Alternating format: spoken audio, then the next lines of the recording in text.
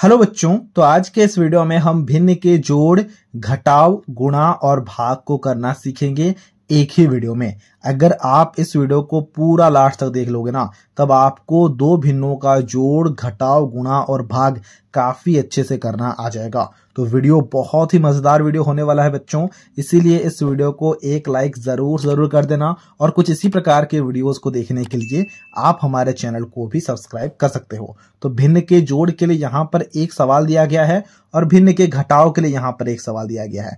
अगर हम एक एक सवाल को ही अच्छे से देखेंगे ना, तब भी हम भिन्न के जोड़ को काफी अच्छे से करना सीख जाएंगे। तो सबसे पहले हम जोड़ को करना सीखते हैं। उसके लिए सवाल है 10/3 प्लस 15/2। तो जब भी हमें दो भिन्नों के जोड़ को करना हो तो हम ऐसा एक बराबर का चिन्ह देंगे और एक बड़ा सा बटा बनाएंगे कुछ इस प्रकार का।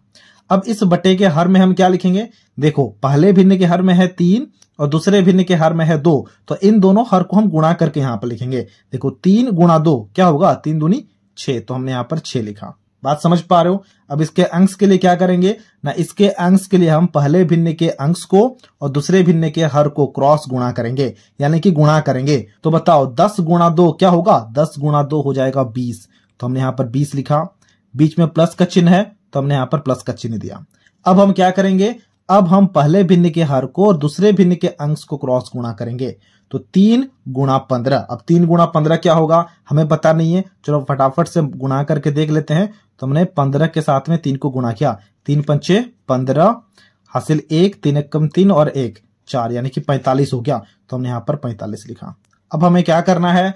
अब हमें 20 और 45 को जोड़ना है तो हमारा आंसर आ जाएगा। तो चलो फटाफट से जोड़ लेते हैं। मान लो यहां पर 45 लिखा गया है और हमने फिर से 20 लिख दिया और हमें इन्हें जोड़ करना है। तो ये 0 और 5 हो गया और 4 और 2 ये हमारे पास में 6 हो गया। 65 आ चुका है तो हम यहां पर लिखेंगे 65/6। ये हो गया हमारा आंसर। देख पा रहे हो कितना आसान है? बहुत ही ज्यादा आसान है।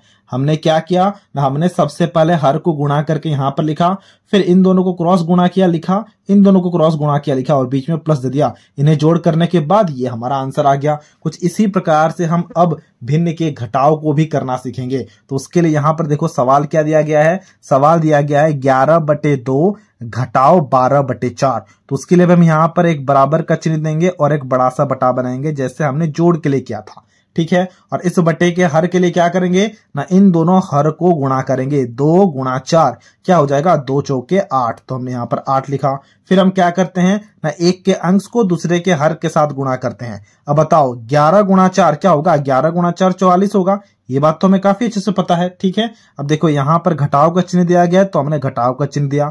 अब हम क्या करेंगे? देखो यहां पर 2 है, यहां पर 12 है, इन दोनों को क्रॉस गुणा करेंगे तो 2 गुणा 12 करेंगे। तो यहां पर हम कर लेते हैं सबसे पहले 12 गुणा 2 या फिर 2 गुणा 12, आप बोलो।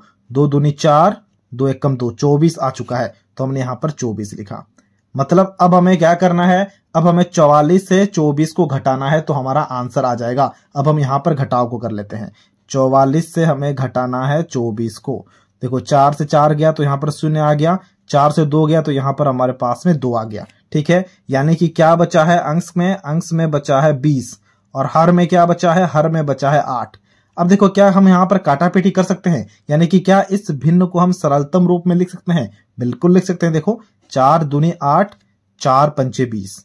बात समझ पा रहे हो? बिल्कुल समझ पा रहे होगे। तो ये हो गया हमारे पास 5/2 इसका प्रॉपर आंसर, यानी कि यही होगा इसका आंसर। अब आप कहोगे यहां पर हमने सरलतम रूप में नहीं लिखा। देखो यहां पर अंश और हर आपस में नहीं कट रहे थे, इसीलिए यही हमारा सरलतम रूप हो गया था। आई होप चीजों को आप अच्छी तरह से समझ पा रहे हो। तो ये था भिन्न का जोड़ और भिन्न के घटाव को करना। कभी भी दो भिन्न का जोड़ और घटाव आ जाए, आपको हमेशा इसी मेथड को फॉलो करना है। ठीक है, अब हम भिन्न के गुणा और भाग को भी करना सीख लेते हैं। तो भिन्न के गुणा और भाग को करने के लिए भी यहाँ पर हमारे पास एक एक सवाल दिए गए हैं, आप देख पा रहे हो। तो भिन्न का गुणा के लिए देखो एक सवाल दिया गया है 16/81 गुणा 9/2। देखो भिन्न के गुणा को हम किस प्रकार से करते हैं। भिन्न के गुणा को करने के लिए सबसे पहले हमें काटापीटी करना होगा, यानी कि अंश और हर में क्या कुछ कट रहा है, सबसे पहले हमें उसे देखना होगा। और काटने का रूल क्या है, हम हमेशा ऊपर और नीचे काटते हैं, कभी भी नीचे नीचे संख्याओं को नहीं काटते हैं, या फिर ऊपर ऊपर भी संख्याओं को नहीं काटते हैं। अब काटने का मतलब क्या होता है, काटने का मतलब होता है अगर कोई भी संख्या से ऊपर का और नीचे का संख्या भाग हो रहा हो तो हम उसे काटना कहते हैं। जैसे कि देखो यहाँ पर 16 है, यहाँ पर 2 है, तो हमें पता है 16 2 से भाग जाएगा, 2 अट्ठे 16, और साथ साथ में 2 भी खुद 2 से भाग जाएगा, 2 1 कम 2। बात समझ पा रहे हो, इसी को हम कहते हैं काटना। अब यहाँ पर देखो 9 1 कम 9, 9 9 81।